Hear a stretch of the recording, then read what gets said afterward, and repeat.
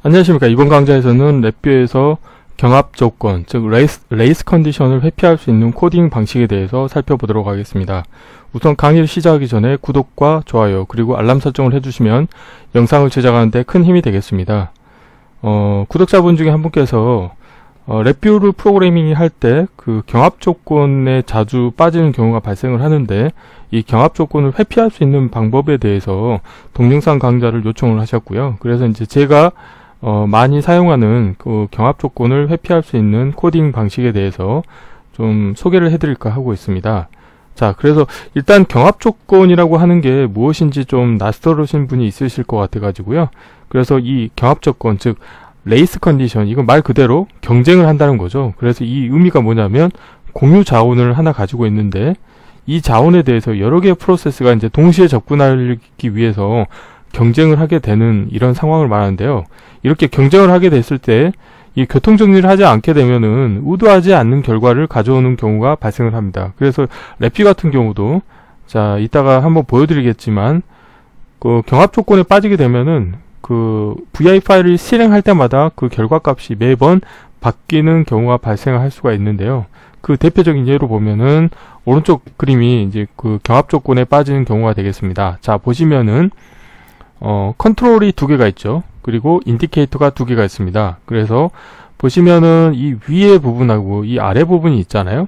그리고 경합 조건에 잘 빠지는 그 경우가 뭐냐면 이제 로컬 변수라는 걸 사용할 때 경합 조건에 잘 빠질 수가 있습니다. 그래서 이 관련된 코드를 보시게 되면은, 자, 보면은 인풋에 대해서도, 인풋 컨트롤들에 대해서도 로컬 변수가 선언이 되어 있고요. 아웃풋 그 인디케이터에 대해서도 로컬 변수가 선언되어 있습니다.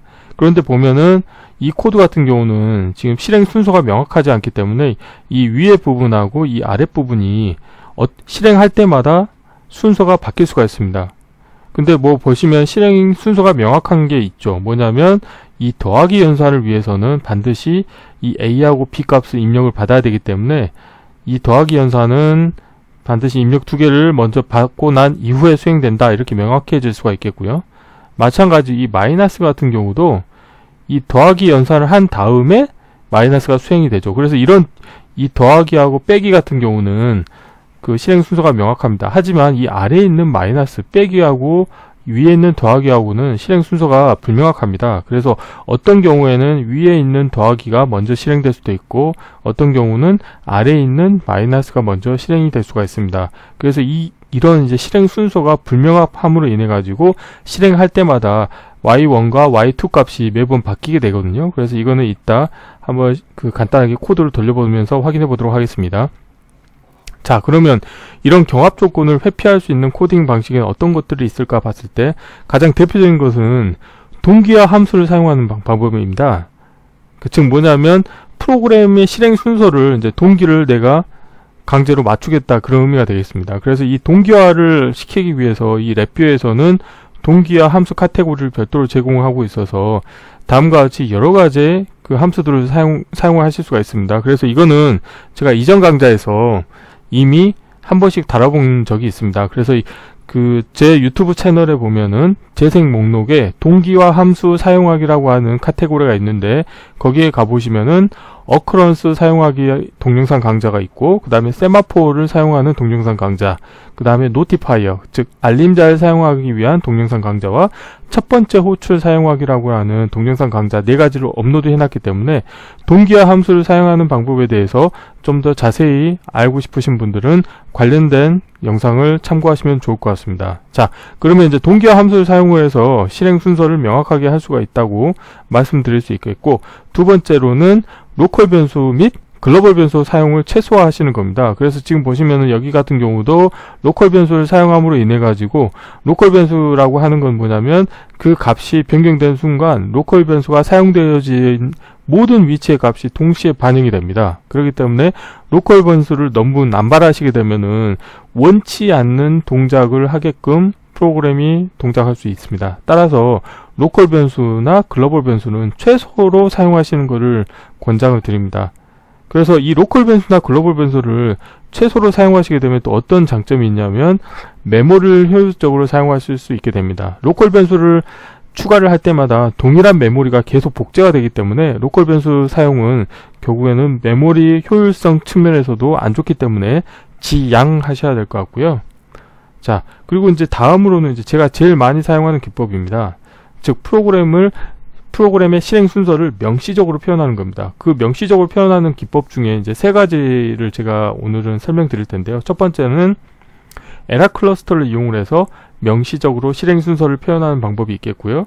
두 번째는 플래시 시퀀스 구조를 사용하는 방법이 있겠고, 세 번째는 상수를 선언하는 방법의 그 실행 순서를 명확하게 할 수가 있겠습니다. 그래서 이 세 가지에 대해서 좀 더 자세히 살펴보시면, 자, 첫 번째로는 에라 클러스터를 이용을 하여 명시적으로 실행 순서를 표현하는 방법의 이해가 되겠습니다. 그래서 이거는 이전에 음료수 자판기 프로그램을 제가 만들었던 코드가 되겠습니다. 이 관련된 코드 같은 경우는 보시는 것처럼 하나의 화일 루프가 있고 그 화일 루프가 이벤트 구조로 운영을 하는 거죠. 그래서 랩뷰의 일반 디자인 패턴을 사용한 건데, 여기를 보시게 되면은, 자, 초기화를 위해서 저는 어떻게 했냐면, 이렇게 이제 프로퍼티 노드를 이용을 해서, 예를 들어서 투입 금액하고 거스름돈에 대해서 처음에 프로그램이 실행이 될 때는 항상 0이라는 값을 내가 초기화하고 싶다. 그런 경우에는 이렇게 0이라는 값을 프로퍼티 노드의 값이라고 하는 속성을 이용을 해서 0을 넣어줍니다. 그런데 에라 클러스터를 화일 루프에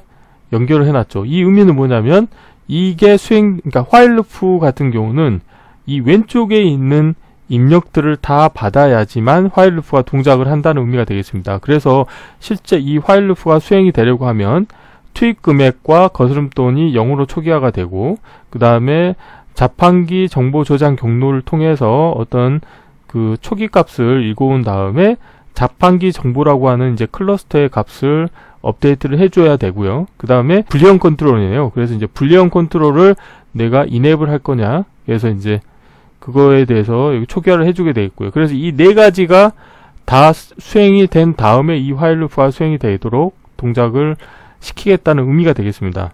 자, 그리고 보시면은 이 안에서도 다 에라 클러스터를 통해서 이게 연결을 하고 있죠. 그 말은 뭐냐면, 이 코드를 보시게 되면은 첫 번째로는 이 이벤트 구조의 결제라고 하는 불리언 컨트롤의 값이 변경됐을 때 가장 먼저 하는 거는 투입 금액 값을 읽어와서 이 빼기 연산의 하나의 입력으로 인가를 해주고요. 그 두 번째로는 자판기 정보를 읽어와서 결제 처리라고 하는 서브 VI 입력으로 인가를 해주고, 그 다음에 이 결제 처리의 출력 값을 빼기의 마이너스 다른 인자로 인가를 해주면 빼기가 수행이 돼서 거스름돈이 뭔가 값이 표시가 되고, 그 다음에 자판기 정보도 업데이트를 해주고 다시 투입 금액은 0이 된다. 그래서 이게 보시면은 실행 순서가 다 명확하죠. 그래서 이렇게 에라 클러스터를 이용을 하시게 되면 실행 순서를 명확하게 할 수 있기 때문에 어떤 레이스 컨디션, 경합 조건에 빠질 수 있는 상황이 발생하지 않게 되겠습니다. 자, 두 번째로는 이제 플래시 시퀀스 구조를 사용하는 방법인데요. 지금 보시는 것처럼 이 위에 같은 경우는, 자, 프로퍼티 노드는 기본적으로 에라 클러스터 입력과 출력을 제공을 하고 있고, 그 다음에 모듈화를 할 때도 항상 제가 말씀드리는 게 에라 클러스터의 입출력을 커넥터 펜의 왼쪽 하단과 오른쪽 하단에 항상 정의를 해서 운영을 해야 된다고 말씀드렸죠. 그래서 이렇게 다 에라 클러스터를 다 선언을 하실 수가 있는데, 예를 들어서 랩뷰에서 제공하고 있는 타이밍 함수 중에 기다림 함수 같은 경우는 에라 클러스터의 입력과 출력이 선언이 되어 있지 않습니다. 그래서 이런 경우는 지금 보면 이 아래 코드 같은 경우는 전자레인지를 운영하는 프로그램의 코드가 되어 있는데요. 보면은 여기서 이제 조리라고 하는 상태로 처리했을 때 1초라고 하는 기다림을 그 딜레이를 준 다음에 그 해동 시간을 1 감소시키겠다, 이런 의미거든요. 그래서 여기 보시면 1초라고 하는 딜레이를 가장 먼저 실행하기 위해서 이렇게 플래시 시퀀스 구조를 이용을 하고 플래시 시퀀스 구조의 입력으로 에라 클러스터를 인가를 해준 거죠. 그렇기 때문에 이렇게 명시적으로 그 어떤 실행 순서를 표현하시게 되면은 절대로 경합 조건에 빠질 일이 발생하지 않게 되겠습니다. 마찬가지로 여기서도 보면은 에라 클러스터를 다 연결해 놨기 때문에 실행 순서를 모두 명확하게 지금 선언이 되어 있다고 보시면 되겠고요. 마지막으로 상수를 선언하는 방법에 대해서도 설명드리겠습니다. 여기도 보면은 이전 강좌에서 한번 설명드렸던 건데요. 이제 데이터 로깅 루프가 있다고 했을 때, 자, 스탑이라고 하는 이제 불리언 컨트롤 값이 이제 참이 됐을 경우에 이 while loop가 정지를 하게 되겠는데, 자, 정지를 하고 나서 이 스탑이라고 하는 값을 다시 거짓으로 업데이트를 해주기 위해서 코드를 이렇게 한 거죠. 자, 상수를 이렇게 연결해 주는 데 있어 가지고 다음과 같이 연결하시게 되면은 이 의미가 뭐냐면 이 while loop가 다 수행이 된 다음에 스탑이라고 하는 불리언 컨트롤의 값을 거짓으로 업데이트를 하겠다, 이런 의미거든요. 그래서 이렇게 상수를 선언함이 있어 가지고 어떤 식으로 선언할지를 표현을 하시게 되면은 실행 순서를 명확하게 표현하실 수 있게 되겠습니다. 경합 조건에 빠지는 코드에 대해서 한번 실행을 해보도록 하겠습니다. 이론에서 설명드렸다시피, 자, 입력으로 숫자형 컨트롤 2개가 있고 출력으로 자, 숫자형 인디케이터 2개가 있죠. 근데 한번 실행을 해보겠습니다. 자, A하고 B에는 각각 5하고 6이라는 값을 넣었을 때 처음에 실행을 하면은 1과 9라는 값이 나왔고요. 다시 실행을 해보면 2와 0. 자, 실행을 할 때마다 이 결과값이 다르죠.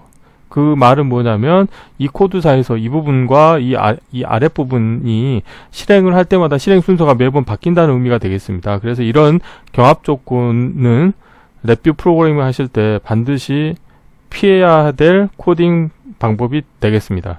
그래서 이번 시간에는 자, 랩뷰에서 이제 프로그래밍을 할 때 경합 조건, 레이스 컨디션에 잘 빠질 수가 있게 되겠는데, 그런 경합 조건을 회피할 수 있는 코딩 방식에 대해서 살펴보았습니다. 이번 시간은 이상으로 마치겠습니다. 감사합니다.